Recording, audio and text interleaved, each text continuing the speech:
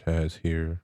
So one of the things that always comes up with the River Farm Simulator is how do I customize my equipment? How do I get my logo on my equipment? Well, I did a tutorial on FS22 and not too much has changed from it. There's a few things, but not much. So first, right now, there's not a lot of mods out there. So you can take, let's say, a great mod to look into if you want to get into modding and look through the XMLs is the CB Series International. So you can go into your Farming Simulator 25, in the 86 files and stuff like that, down in the data, you find vehicles. Do not alter anything in that folder. Copy it, paste it. Do not cut it. Just copy the folder, paste it in a new folder like mine, as you can see up here, is in modding FS25 CB series. It's unzipped, so you can open it up. A couple things you'll want to have in your folder: the image or logo you want to put on it. Make sure you have a folder with it in here. You technically don't have to put it into a textures folder. It can be within this, and it'll be fine. I put it in a textures folder because I put multiple textures in there to play around with. The other thing you'll need to add is a mod description. Base game mods do not have a mod description the way they're set up. So you'll have to add that now. You can get that in multiple places, looking around at other people's mods and stuff, but I'm going to link him below. Limbo Mods does a lot of tutorials on modding. He has some templates out there and a package for it. So I'll link him. Go get it. He's produced some great content over the time. Farming Simulator, as long as I played, I'd say at least, he's probably 5 years into it, if not more, releasing videos at least. So go check his channel out, link below. But now let's get into the key points here. All right, so you got your actual vehicle XML right here, and then you have the i3D. Now, the i3D, we will eventually go into it, so you're going to want to have Notepad++. We're also going to want the updated version of Giants Editor. Right now it's 10.0.02 maybe. But we can click Giants Editor. You can double click it. It's going to bring up this. We're going to say, yes, let's open 10.02. So there we go. It'll open. And you'll see I already have logos on this because I was setting it up earlier. Got the Kansas Wilds Cattle Ranch from FS22. So one of the first things we want to make sure when we get in here, material editing. See how this is over here? If you don't have that in your Giants editor, come up to the window tab, come down. There you go, material editing. Just click it, boom, it's there. Over here on the scene graph on the left, we want to open this.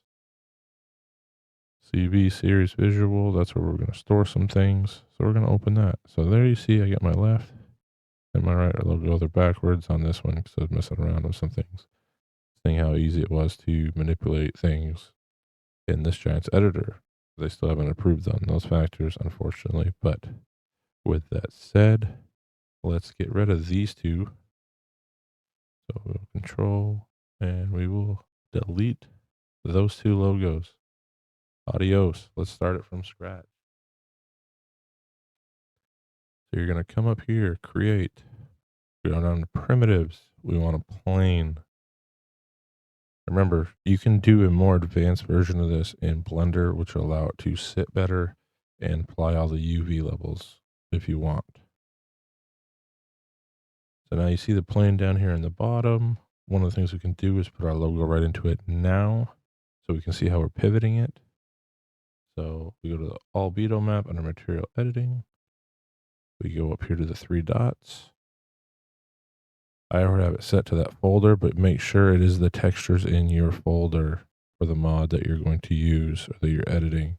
If it's coming from somewhere else, this image will not carry in. You'll get a warning or an error that'll tell you the file was not found. So we're just going to do logo truck 1. Yes, I need to adjust it. Got it. Copied. Okay. So now if you look down on the plane on the bottom, see how it's there. So your translate Y is your green. Your translate Z arrow.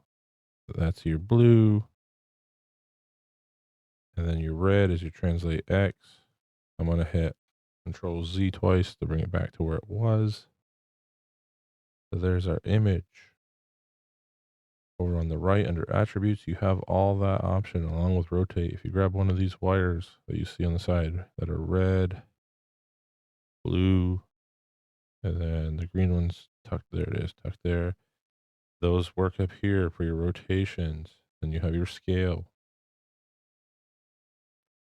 One of the things we want to first do is I'm going to bring this up, but you don't really have to do that. So you can manually move it like that. We're just going to hit Control Z again.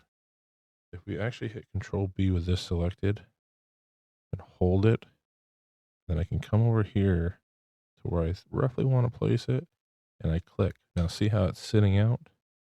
Okay. And we can just re-click that if we have to. Probably better off to come over here and hit it so it doesn't fully move on you. And then now we can kind of manipulate it here. So translate, we're not too worried about. Rotate, let's go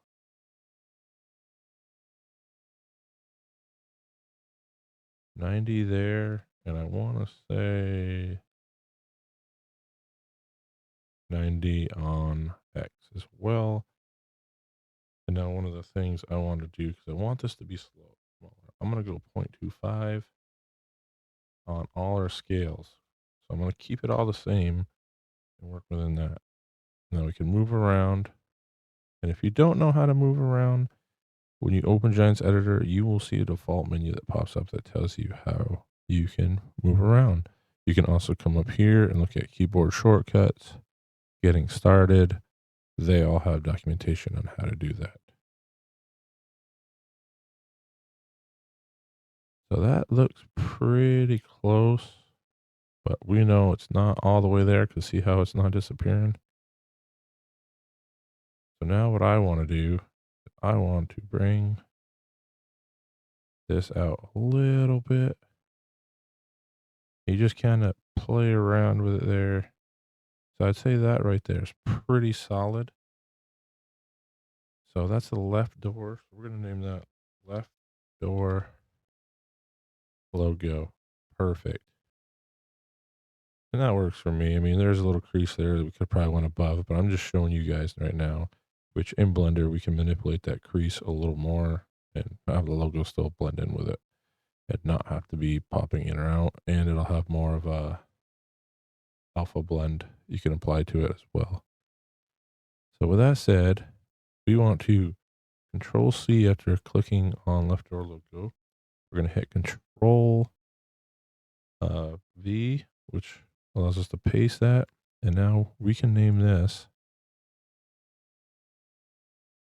right door logo, like so. So we're going to zoom out now. Let's go to the other side while we have that selected. I'm just going to move this back a little bit.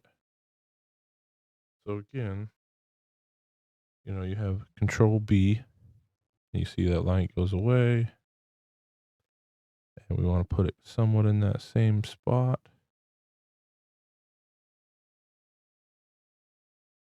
So there it is. Now if I go off, select it, it is there, but what we want to change is going to actually be our Y. So as soon as you change your Y to the negative, so it was 90 on the other side, so just keep in mind what it was on one door and other. Now, because I placed that with Control B, trying to get right up to it for you guys to see. Now see how there's a shadow behind it? We just bring that in.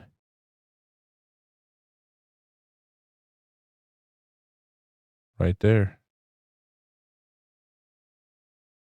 And then we want to slightly bring that up.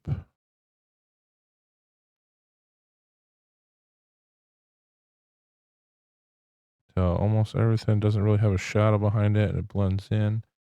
Okay, so now we have those two. So what we're going to do is Control, click both of these. You're going to do Control X. Don't go to the top main component, go to the CV series visual, because you want it to be within the mod, and I like to keep it within those parts. So then we're going to hit Control V. Now you'll see it go all the way down below visuals down here, and now it's within the sub work. From there, you can click Save, and voila. So we'll stop there, because we're going to bring in our next document shortly. We're going to go to the XMLs now. All right, so we open up the i3D XML, which means you right click, which I'll show you. You right click on CB series, the i3D file. Instead of clicking Giants Editor, you're now going to hit Notepad++, which will bring up this. So a lot of this will already be set up for you. But if you scroll down, those logos you added, that texture is now recognized down here. So there's the folder that it's in within the mod. And because it's not pulling it from the base game data, it's not going to have that data in front of it. So it has the textures and then logo truck 01 PNG. So you can either search. So if you don't know, you pull up Control F. We're going to put in 87 because we're looking for that file ID, and I'll show you why.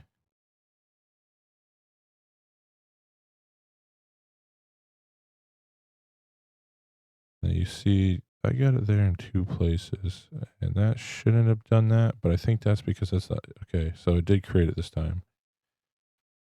So I had an issue earlier when I was playing around with it, that it was not putting in material for me, which was allowing the logo not to carry through. So that is what you'll do. You just need to make sure you have that. And like I said, from there on, it's all set. So that is your logo, unnamed material. But if I said we go back to Giants Editor, that's what it's under, unnamed material right there. And this was another one I had open just to show you quickly. But so you should be all set.